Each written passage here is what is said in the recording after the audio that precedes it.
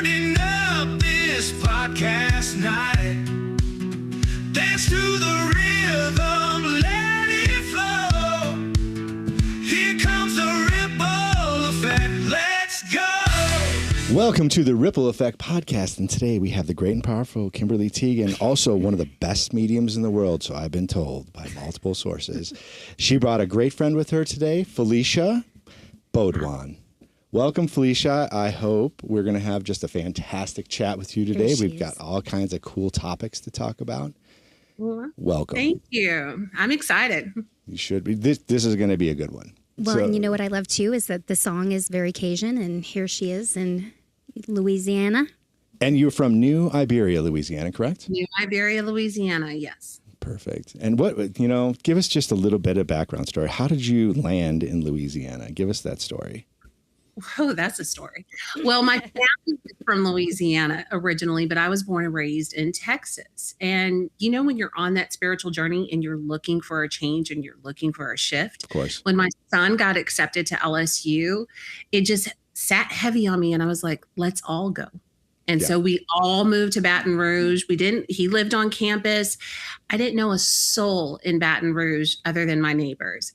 But it was like, I see now in hindsight, that was my healing cocoon. Yeah. That's the time that I needed. You have to find yourself. So you kind of have to quiet out everybody around you. And I moved 300 miles away from everybody in order to quiet it. Oh, wow. Well, you need the silence, right? People need that quiet. And if everybody's chatting at you and everybody knows you, it's hard to get that moment where you can have that peace. Yeah. And Felicia, is that the moment that you decided to step into your spiritual path, or did that happen prior to the move? That actually happened prior to the move. So by time I moved to Louisiana, I was probably 3 to 4 years in my spiritual journey, still learning what a spiritual journey was. Still lost, confused, going through those dark nights of the soul. And so at one point I was even thinking, okay, is this just some crazy radical move that you're doing, with like spiritual psychosis or something? But I kept thinking, it's like, I can't explain why, but I feel like I'm called there. I don't know if it's my ancestors. I don't know if it's just me needing a change. I just feel like I'm called there. And now I've probably been in Louisiana five years. And I see why I felt that call. It's a bit of leap of faith, right? Everybody has that moment where you're like, what am I doing? Am I going in the right direction, or am I totally off track? And then eventually, like you said, you have in hindsight, you're like, oh, this is why I'm here, right? Yes. The healing I needed, the wellness center you opened. I want you to talk about that. I just love that you trusted the process. Because when you and I connected originally, there were so many beautiful dreams and visions. And now I get to say out loud to the world that you have fulfilled a lot of those dreams and visions. And you have to share your story. Please. Yes. It still feels like, pinch me, did it really happen? Yeah. Because everything moves so rapidly. But when things line up in order to make it move easier and it just kind of flows and it falls together. I mean, seriously, to the point where I go to bed at night and I think, okay, I need to call a painter. I need to find a painter in the morning. And the next morning in my email is somebody soliciting their painting services. Of course. So it's like, okay, this couldn't have been more supported and spiritually guided if I had. I mean, Spirit planned it better than I could have. Well, of course, you planned it and you're executing your plan. That's all you're doing. And that's living in 5D, right? Yeah, that's living in 5D. It's creating your reality with your thoughts and your dreams, right? Yes, exactly. That's awesome. So when did you discover your gifts? And tell us about your gifts, like what you love, what you're just, what your favorite thing is. Is it mediumship? Is it cards? Is it teaching? Is it workshops? Like, I know you have a plethora of knowledge, so. I think I discovered it was about 8 or 9 years. It's been 8 years. My journey started 8 years ago. And that's when the gifts I think they were always there. And you just think, oh, that's just intuition. That's just deja vu. That's just, a coincidence. But then when I started exploring the rabbit holes, it started with astrology. It went to tarot, and then it was just all over by then, because by then I was exploring all kind of different things. And the more I explored, the more I dug deeper, the more it all opened up. I'll never forget my first tarot deck. I purchased at Barnes and Noble. Of course. And I asked the deck a question and I shuffled and the star card came out, which really related to the question I asked. Was like, what was this person for? And I was like, okay, it's healing. Put the card back in, shuffled again, same star card came out. Did it again. And the third time, the star card came out and I put the deck up for 6 months. It spooked me. Wow. But now in hindsight, I'm like, once I pulled it back out again, it just blew me away. It wasn't a matter of, reading the definitions or, memorizing everything. It was just intuitively everything. I was like seeing things different. Should you think maybe you got like a dud for a deck? You're like, are these all star cards in here? Right. Are there any different cards? Are they all the same? I know. Well, and it's said that if you ask the tarot deck, certain questions, it eventually will start playing back with you. It's like, how many times do I have to tell you? And the same card will come out, and the same card will come out. How many times do I have to tell you? Kind of being a little trickster, a little jokester. But that's great. The star card is so great. Yeah. But have you picked up the deck since? Oh, I pick up my decks almost daily. Oh, good. So I just started working on content to teach tarot the way that I learned and pulled out that same first deck that I purchased because that's the one that I resonate with the most. Yeah. And it's probably the ugliest, the most worn out, but it just fits. That's awesome. Did the star card pop out? I was going to ask the same thing. No? No, I have graduated to High Priestess, so I'm good. You were done with that lesson. Got it. Yeah. Move on. And now on to the High Priestess. High Priestess. Yes. Tell us about your wellness center a little bit. Tell us about that journey. You needed a painter. I'm assuming that it was for the wellness center, maybe. But Yes. tell us about your build process. Tell us about people love to know how to take something from nothing to creation, and you're making a living with this place. It really has been like a dream. Some days I'm like, okay, my reality has completely shifted. Now, I started the idea of opening a wellness center during my journey, probably 5 or 6 years ago. A friend of mine wanted to open a metaphysical shop, and I was like, I'd rather open something that's like teaches, that has workshops, that has classes, because I was looking for, on my own journey, someone to guide me. Somebody to help me understand. There's so much information out there. And yes, you can find things online, but it's hard to find people you could connect with and talk about it or explain things to you in person. So I said, okay, when I get to the point, one day I'm going to turn all this pain into purpose and open a place that I needed during my own journey. Mm-hmm. So fast forward 5 years later, actually, this would be almost 2 years ago. I just moved to New Iberia. I've been in New Iberia 2 years now. Okay. And I see this building, and I'd always said I wanted in a house. That way it feels like a home, and each room has like a different theme or different meaning or different purpose. And I saw this building, and it was a pest control building. But I said, let me go and take a look. Let me go check it out and see what it looks like. And when I immediately walked in, it's like you could feel the bones of the house. Yeah. Mm-hmm. And I could just visualize, okay, this is my sound studio. This is my Reiki room. This is my library. It's like I could visualize it. But at that point, he wanted too much for the place. And I wasn't in the place to pay that. I was still in fear. And I said, okay, Spirit, if this is meant for me, it'll be ready when I'm ready. Mm-hmm. And fast forward 7 months later, the sign is taken down that it's no longer for rent. Mm-hmm. And I'm like, okay, something better is going to come along. And a couple of months later, the sign went back up, and I immediately called him. I came and took a look, and he was willing to go down on the price since it had been on the market. Yeah. And I jumped on it. So within a matter of 6 weeks, I filed all my paperwork for the LLC. Mm-hmm. I started building my own website by myself because I was kind of Spirit was pushing me. I did not have it planned out. I did not have it already set up. Like, okay, in 6 months, I'm going to open this. It just kind of happened. But when I say it was supported, mm-hmm. I had people out of nowhere come, oh, Felicia, I heard you may need a website. Do you need help with this? Do you need help with furniture for your building? It was like everything just kind of came together. I created the business within 5 weeks, moved into the building, and did my grand opening within 2 weeks. What? So in 2 months, you were start to finish, beginning to end, opening the doors. Yes. That's incredible.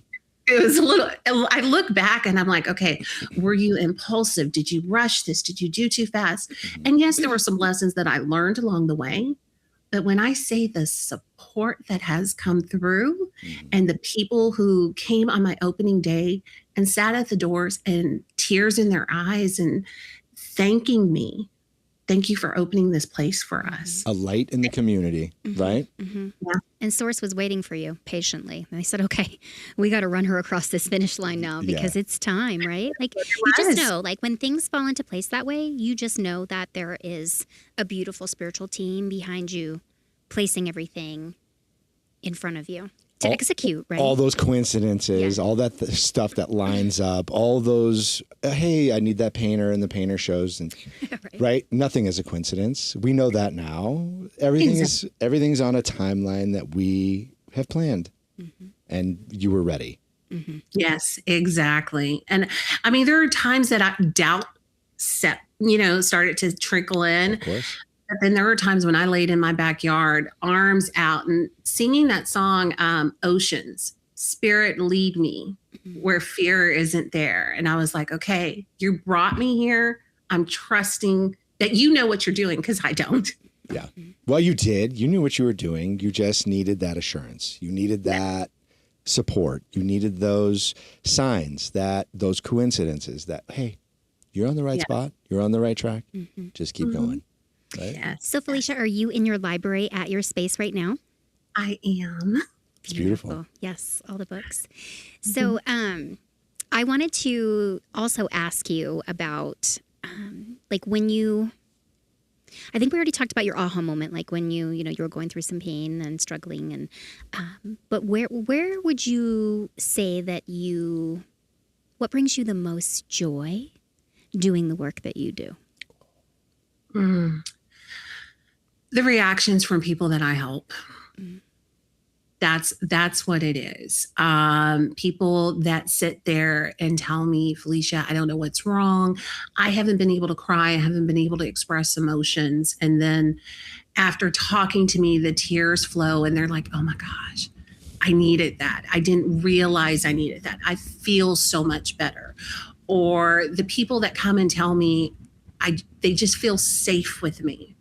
That means that is like one of the best compliments somebody can give you because it's very difficult to feel safe with anybody these days. Just everybody that comes in that I'm able to help, or I see a smile on their face, or I see the transition. I've been open for 9 months and I'm telling you, the ladies in this studio, it just amazes me the growth that I've seen in them. And they show up to everything. I joke that I'm going to charge them rent because they're here 5 days a week.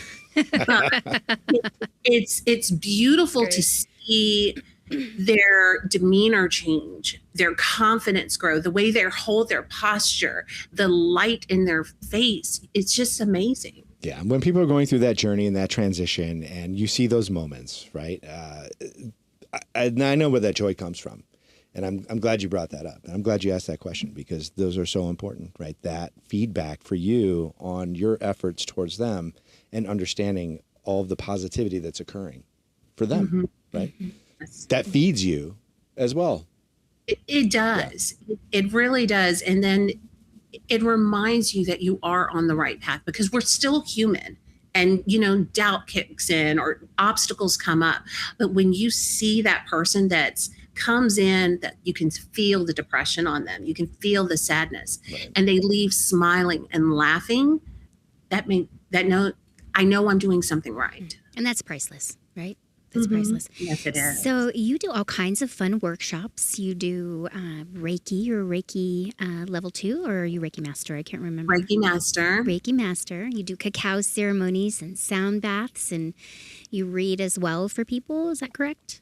Correct. Okay. So, and I noticed that she's doing a farmer's market, Oh, that's awesome. which is super fun to bring the community to her space.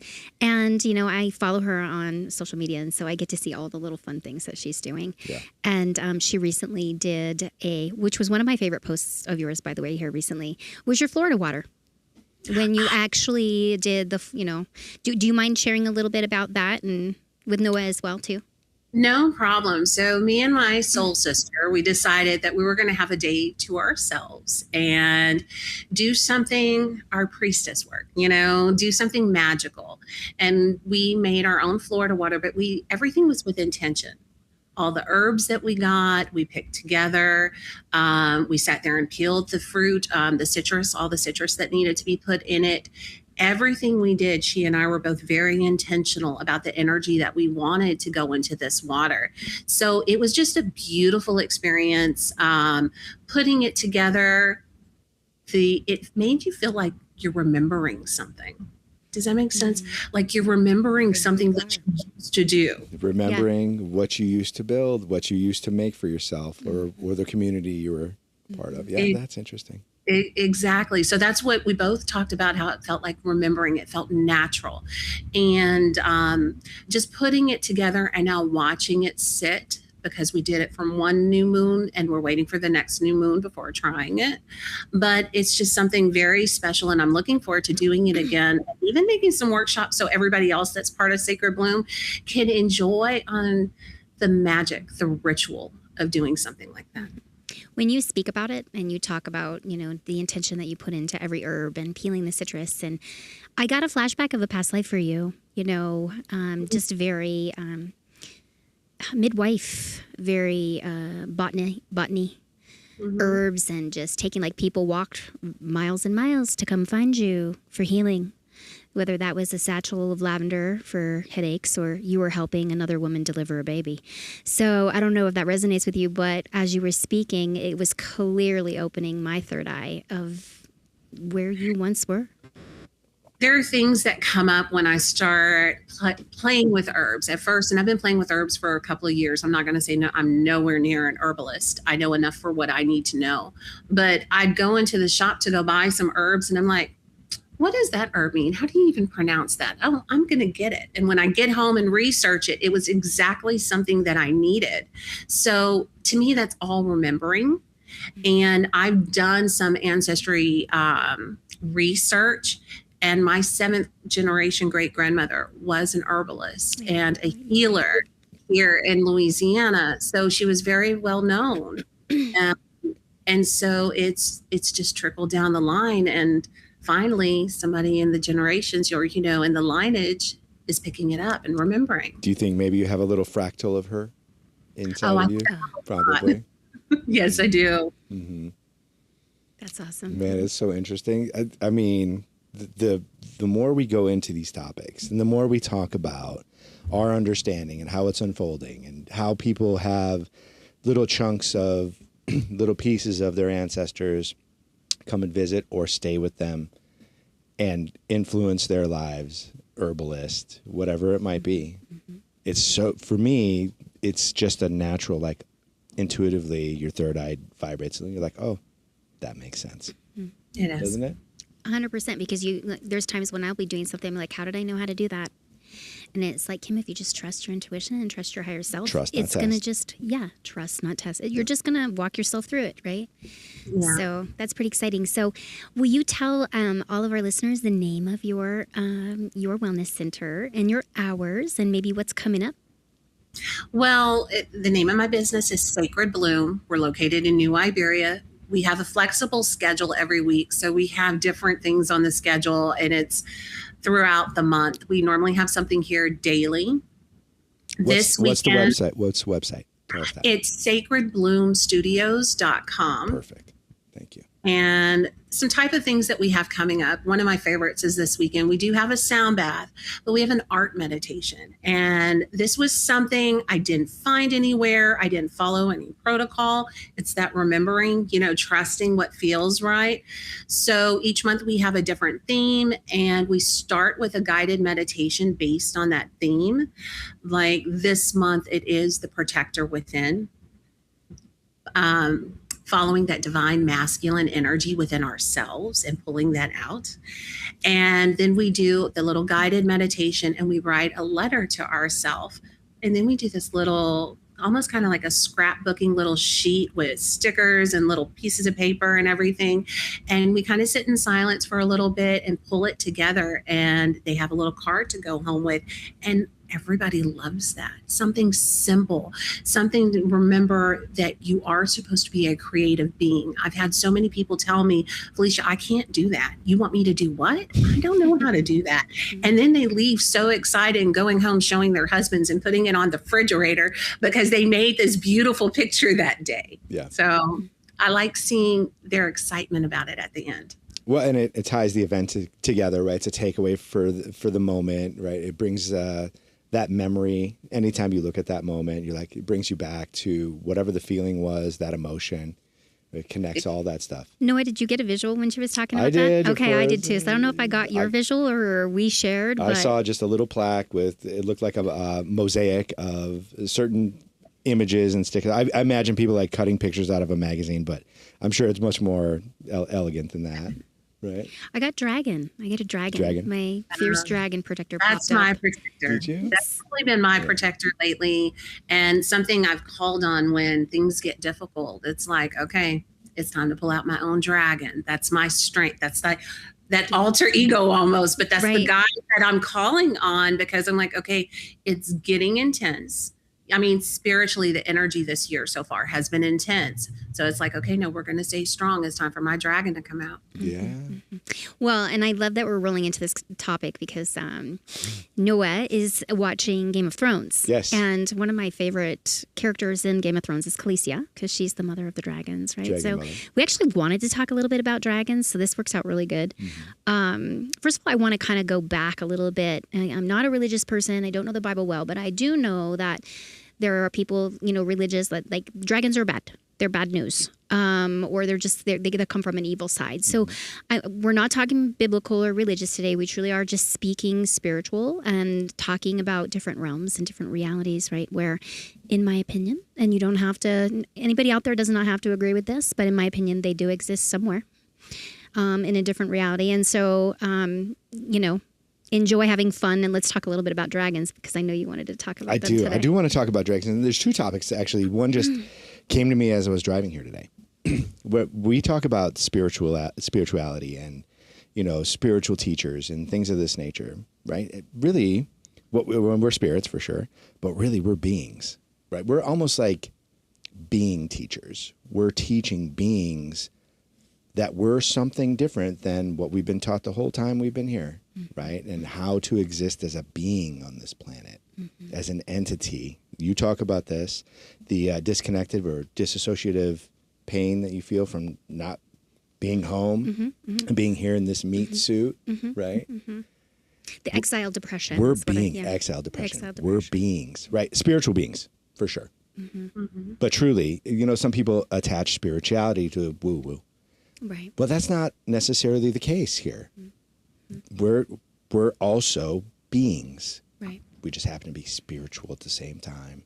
Absolutely. Right? Absolutely. Anyways, just a topic that popped into my head as I was driving here. Of course, that channeled in. I'm sure that didn't come from Noah. That came from some other 5D location. But I wanted to bring that up for sure.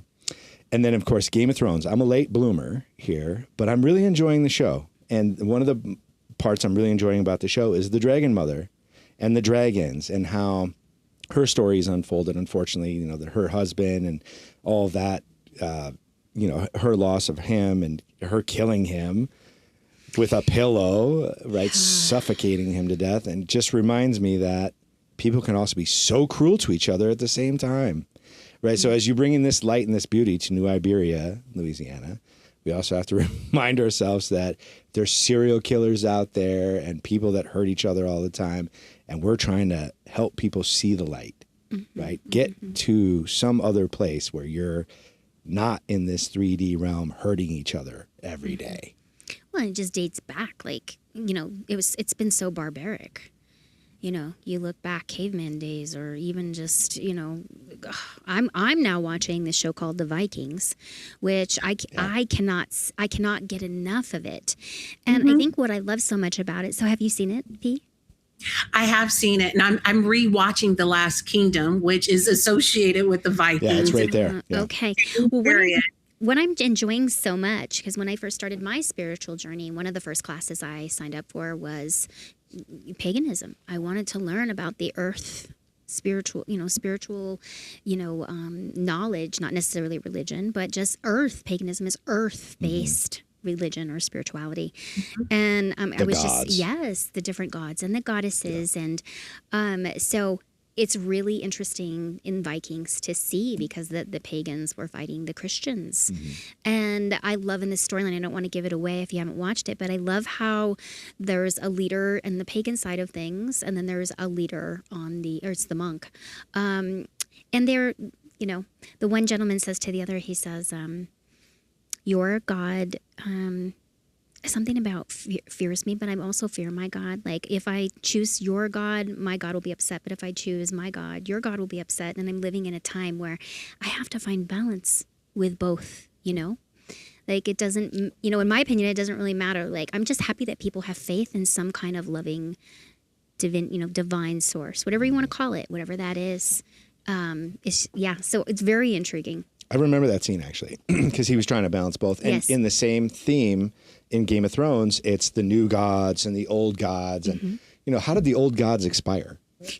Right? They have an expiration date on them? I don't understand. Yeah. We're just going to get rid of them? Yeah. Right? All the ancestry, they talk about this all the time. This is a theme in that show, where they talk about the old gods, and their ancestors believed in these particular things, and the old gods. And then at some point, the new gods come on.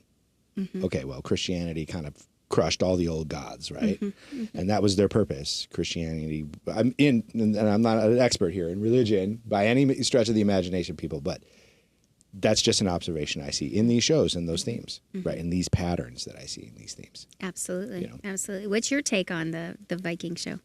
It's definitely, I see the parallel that you're getting to in regards to the new gods and old gods. Because if we look at it, the majority of the world, what was the initial spiritual worship or relationship? It was Mother Earth. It was everything that was earth-based. And as man evolved and wanted to control, that's when you started seeing all these religions come into place. And looking at, okay, like I'm rewatching The Last Kingdom. And the last time I watched it, I hadn't started my spiritual journey, or I wasn't this far on my journey.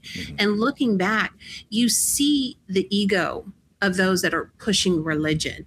And I was watching a scene where the king was like, no, there is only one God. There is only one belief.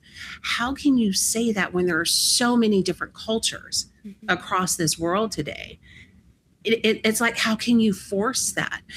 There was a book that I read. It was one of the Mary Magdalene books, but she had a quote in there that said, does your God have such an ego where he wants to condemn me because I don't believe in the same beliefs that you do?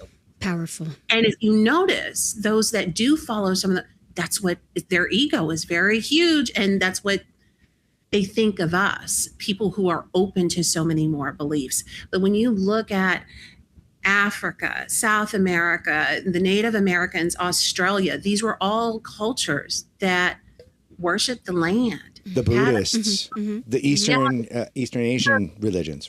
I mean, the Vikings, you know, they're using the herbs, they're praying to their gods, they're thanking their gods. It's a completely different belief system when you look at them in those movies compared to structured religion.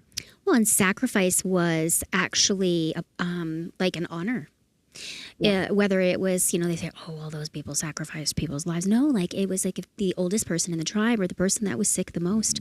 It was an honor to give themselves back to the earth for a beautiful harvest in the future, more family, more sons, you know. So if people really take the time and look, you know, there's a lot of churches and temples and things that have been actually built on very powerful pagan ceremonial sites. So it's Yeah, I love this kind of stuff. This kind of communication, because paganism dates back to, goes way back, even like to the Strega witches, back in the day, where once again, okay, Noah, you live over there on that acreage, and you got a cow, and I need some milk, and I'm gonna grow some corn, and they bartered. But if all of a sudden my crops didn't grow, I'm gonna curse you because you cursed my land. Right. So there's definitely those. That's where the curses come. Don't ever point your finger. You're gonna turn me into a frog. This was really about, what did you do to my land? Yeah. So it's so interesting. Well, these games we play here on Earth too. Literally, it's the game of Earth. Lila, right? Isn't that what some of the ancient religions used to call this? Life is Lila, the game of life. I've never heard Lila before. Yeah. I've never heard of Mila. Yeah. But it's definitely a game. And watching all these historical based shows these days, you see that we're still doing the same thing that they were doing centuries ago. The Game of Thrones. The game, yes. That's what we're in. That's what we're in, kind of. Who's sitting on the throne? I just need my dragon. You just need a dragon. Exactly. Well, let's all meet somewhere on our dragons and hang out. Yeah. So the other thing that I wanted to throw out there, well, wait, let's circle back around, because you brought up something that probably sounded pretty crazy when you were talking about serial killers. So Noah and I were talking not too long ago, I think sometime last week, and we were talking about, like, what is this infatuation that women have with these, help me, men, or these serial killers, these vicious men, and like, whether it's the guy that just, what's his name, Jeffrey Dahmer, son of Sam, whoever. So the guy that shot the CEO. The CEO, that's what you're talking about? That's the guy I was talking about. So anyway, to circle quickly back around to the conversation, and then we can open it up. So Noah, he did not live far, and he's going to tell you about that here in a minute, but he did not live far from Jeffrey Dahmer. And I grew up fearing the son of Sam, being from upstate New York. And so we started talking about, like, how do we help people, like, in mental health issues. So, I mean, it was really, in the end, it was a beautiful conversation, but it sounded very morbid, right? Like, oh my God, why are we talking about this? Yeah. But, so you have to share with Felicia what you shared with me, like, how crazy this is, Felicia. So we need to figure out why, first of all, why are women sending marriage proposals to Massey, is his name? Was that the gentleman that shot the CEO? We'll look up his name for sure. But he's getting marriage proposals in jail, right? Whoever killed that CEO for that health insurance company, we don't even name names. We don't have to do that. Why are women wanting to marry this man? Why is the human condition this way, that a woman is attracted to somebody that shot somebody in the back in cold blood? Why would they be attracted to that person? I don't get this part of humanity. And Game of Thrones and Vikings and The Last Kingdom, all of them have this vicious nature between each other, where human beings just really have no regard for life, right? They just kill each other for no reason sometimes. On the road, traveling between kingdoms, traveling between castles or lands, and somebody's weaker than the other one, they just kill them off for their resources, right? Their gold or their silver or their cart or their horse or a dead rabbit. Yeah. It's just wild. So I just always get to that point where I'm like, how did human nature get so bad? Yeah. It's the programming. It's the programming. And we're just recycling the programming. I mean, look at going back to slavery. Look at what's been done. So with this woman, women were suppressed. Women are used, a lot of women are used to abuse. So it's like, oh, okay, I'm used to that. So this doesn't feel awkward to me to go reach out to a man that has killed somebody. Right. They're just looking at the outside picture. I know. It's sad. It's sad. It's very sad, because there's so many women that are so heavy and deep into their trauma. They don't realize that there's so much more out there where they don't have to accept somebody who's abusive, somebody who's alcoholic, somebody who puts them down. But look at all, going back to the shows that we've watched. Yeah. Going back to these shows is in every single one of them, you see that happen to women where they're not respected. Well, or they're in board, they're prostitutes, or they're pushed into this kind of slavery, right? Not just servitude, but abuse, constant abuse, really. And that's sad. It's sad for me to see. So this is Milwaukee. You can see this on your screen, right, Felicia? I can see it. So I lived right here is where I lived with my mother from it was probably 1983, 1982. I was 3 or 4 years old. I only lived there for a couple years. Bullet hole in the window, no heat at times throughout the winter, but which was great because then we had at least a fridge outside of our bathroom so we could put our milk out there and it wouldn't freeze. But this is where I lived with my mom for a couple years, and Jeffrey Dahmer lived right over here, 1.5 miles away, during the time he was killing people until he was arrested in 1990. Wow. 1.5 miles, a 33-minute walk, not even.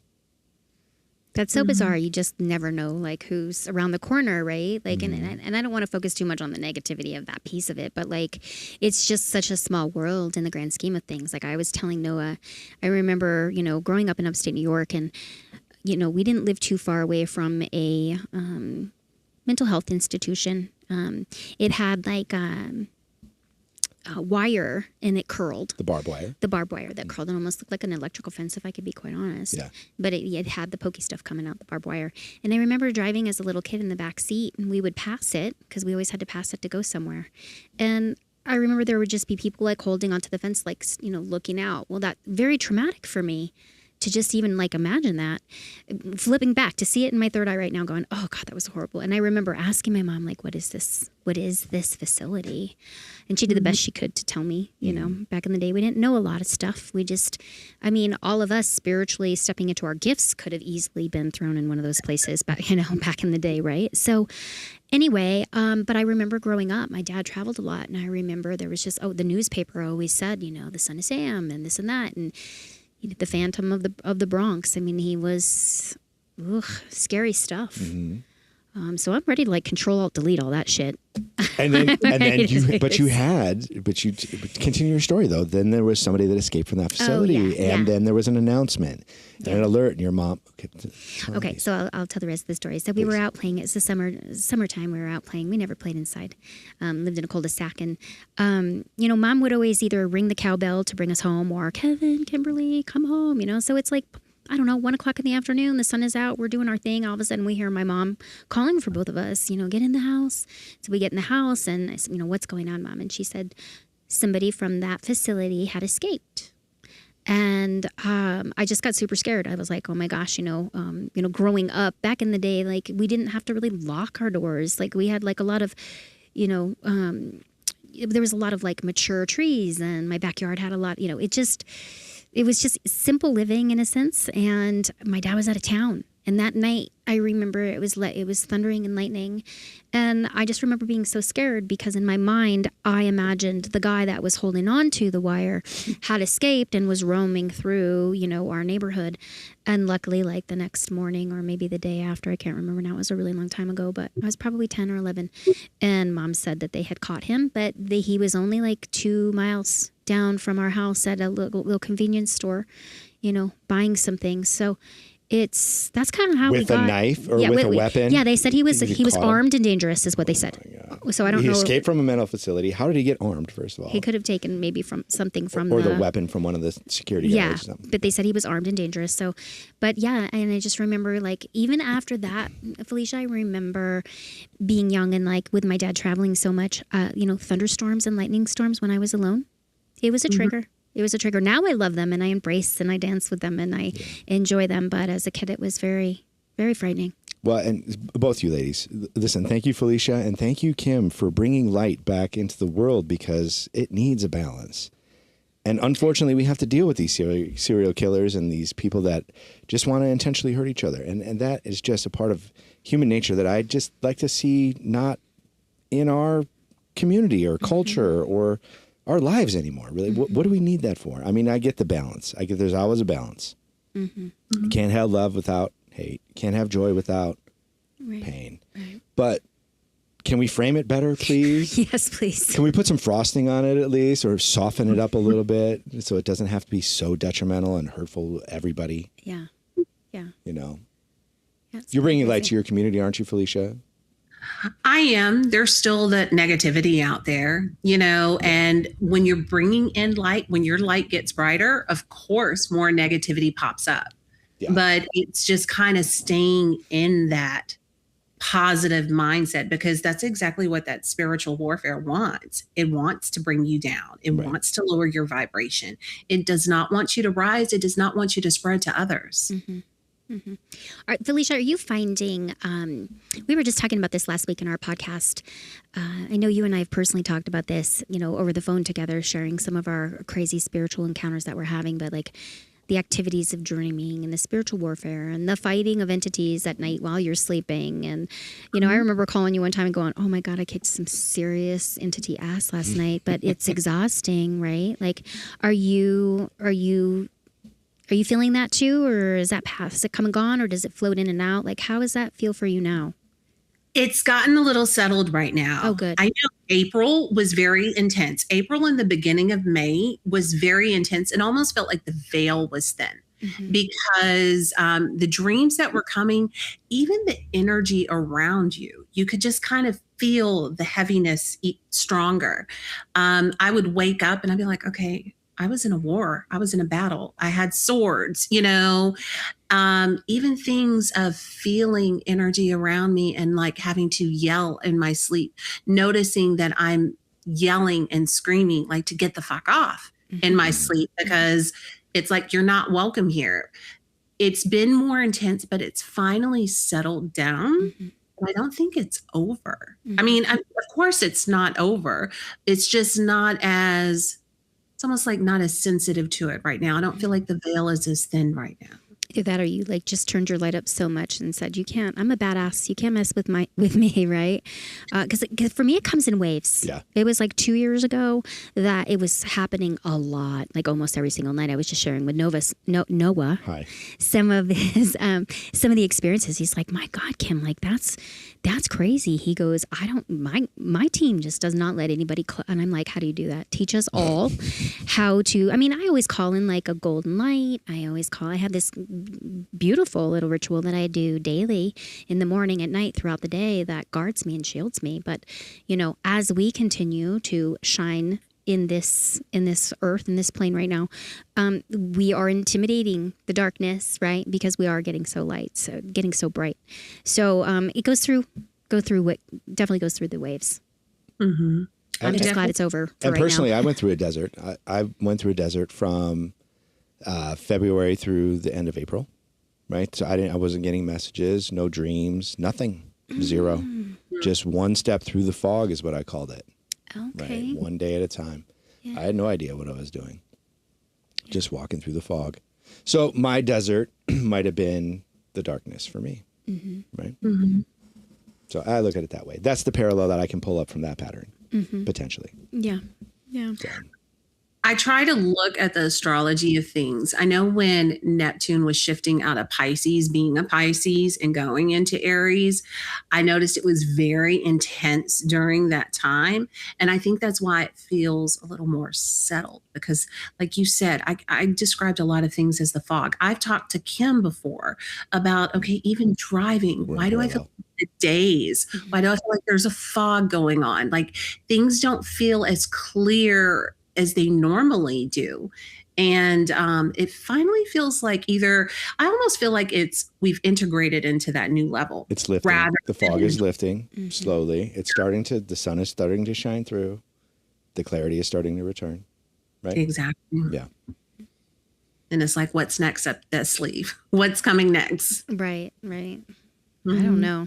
I just know that I'm glad. I don't know. I just think that I love that you are gathering people in your community, offering light, education, all these beautiful workshops, because the world needs more of this, right? And to be able to openly speak about it, We had a guest on last week who speaks. His name is Stephen, and Carrie, and they From the Evolve Institute. If Yep. you want to check them out, they're super interesting human beings. Wonderful, wonderful topics of conversation, and he's really here to kind of educate people on how to shift the mindset from the 3D thinking into that 5D.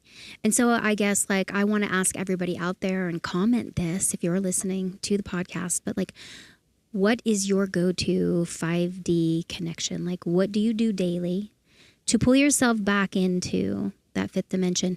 Because we can get so, caught up in the mind, right? Yeah. They call it like phase 1 people. I call it the Zone roommate 1. that doesn't pay rent, right? Like the self-sabotage, the talking, the waking up and, where am I going to live today? Am I going to live in fear of what's going on and what the world is telling me? Or am I going to step into love and light and say, okay, I'm grateful. I'm going to be gracious with people. I'm going to be gracious with myself. I'm going to, smile at complete strangers, whatever the case may be. So like I ask people out there, I ask you, take the challenge, like do something every single day to help shift from that 3D fear-based, I'm going to swear here, but it's okay. The acronym for fear for me is fuck everything and run. And, we got to stop running. Yeah, you have to prepare people with that. You should just rip it out. I should just rip it out? Yeah, Okay. so you don't have to All prepare. right. I'm going to swear. Yeah. Fuck everything and run. It's a tough word. Although it's got lots of meaning. It's got lots of meaning. That F word has lots of meaning. The frequency for that word can change from one intention, one announcement to another, right? Mm-hmm. It can be love. It can be fear, hate, whatever it can be. Mm-hmm, mm-hmm. All the same. That fucking love everybody. Right. This is fucking great. See? Right. How did that deliver? Mm-hmm. Yeah. So have you read, I know you're a big book reader. And I know usually when you and I spend some time together on the phone, we are sharing the different, books that we have read. I always love to hear. So what is your favorite one right now that you would suggest? Right now, my favorite is by Sarah Cosme, and it's The Hypnotist's Journey to Avalon. Okay. And how I came across this book was amazing. And now we're doing it in our book study. And so I love having all those little woo-woo conversations. But when I read this book, or I listened to it on Audible while I was in the car, it was so interesting to come across a book that felt like truth. And knowing that, okay, these are just stories of somebody's past life regression under hypnosis. But for multiple people that she interviewed to be coming up with these same stories or same things where they're talking about Avalon, they're talking about the Sphinx, they're talking about Atlantis, and they're talking about Jesus and Mary Magdalene and the Knights of Templar. It's like, this feels true. So it's really got me interested in exploring more past life regressions. And that's one that's just been, I'm trying to go through all of her books. It's just so interesting and kind of putting those puzzle pieces together. Puzzle pieces, really? Thank you for bringing that up. Yeah. Speaking of puzzle pieces, I have a good buddy that lives down in Bow Ridge, Louisiana. How far is that from New Iberia? About 20 minutes. 20 minutes. 20 to 30 minutes, maybe 30. Mm-hmm. I'll have to let him know you're around. Yeah. That's awesome. That's Gene. I was just going to say, is that Gene? That Gene lives there, yeah. Gene moved from here. Gene started this podcast with me in late 2024, early 2025. And he moved back home, back to Bow Ridge, Louisiana in Thanksgiving time frame last year. Oh, so recently. And I'm sure he's looking for some spiritual guidance down there.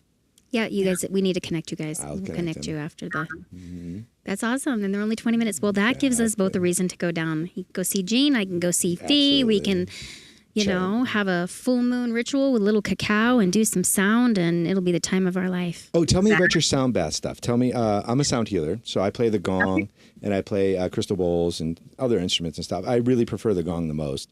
But tell me about your sound healing stuff. Okay, so we do a variety of sound baths every month. My favorite is where I partner with somebody else and we do sound and Reiki. So while one person is doing the sound bath, the other person is going around individually to each person, administering about 7 minutes of Reiki on each individual that comes. Wow. And then about 30-45 minutes in, we swap. And I'll do the sound and she does Reiki on half the room. Everybody absolutely loves that. That's one that normally sells out. Yeah.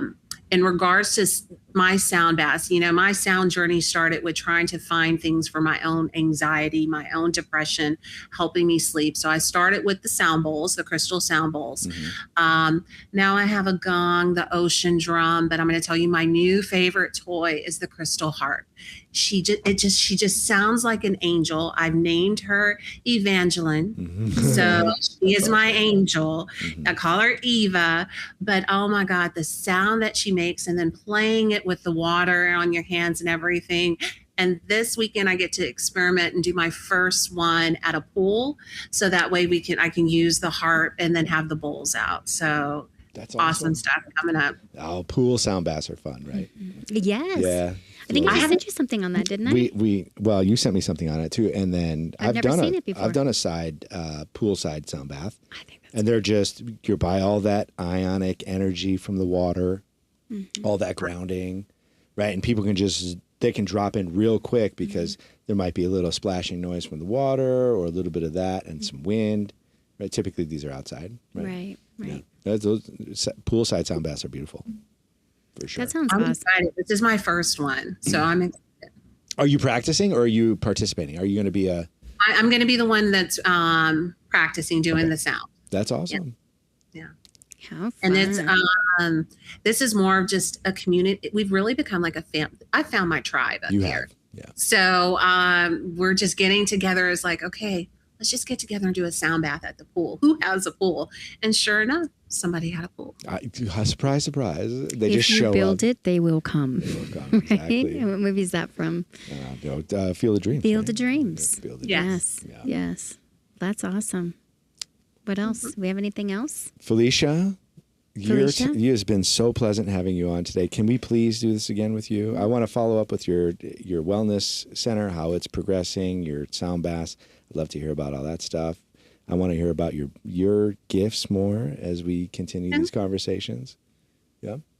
I enjoyed this. I love it. I'm welcome to come back. Let's get your microphone working next time so your audio is better. I know. I don't have to play. I didn't have time to chat GBT and figure out why it's not working. I'll do a tech session with you next time. But could y'all hear me clearly? Yeah, we can hear you. It's just, the audio when it comes through that mic is much better. Okay. We'll get you squared away though. And maybe the next time you can show and tell the harp and play a please. little piece of that. That would be super great. I would love to do that. And I know personally I had a blast. I always have a blast doing this with Noah. Thea, thank you so much for joining us. Felicia, can you tell everybody your website again, your business name, where you're located? Let's get those credentials out there. We'll get them on the podcast description so everybody knows how to connect to you, please. Okay.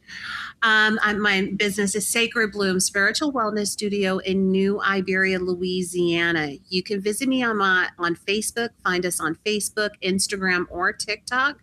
And our website is sacredbloomstudios.com.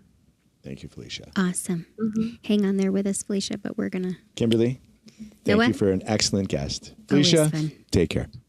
All right. Thank Bye-bye. you. Y'all have a good one. Okay, we did it. We did it. Where'd she go? I hung up with her. Oh, I told her to stand by for a minute. No, I thought you and I wanted to stand by. Oh, shit. Sorry. That's okay. I'm still recording. Are we done? Yeah, no, we're done. We're done.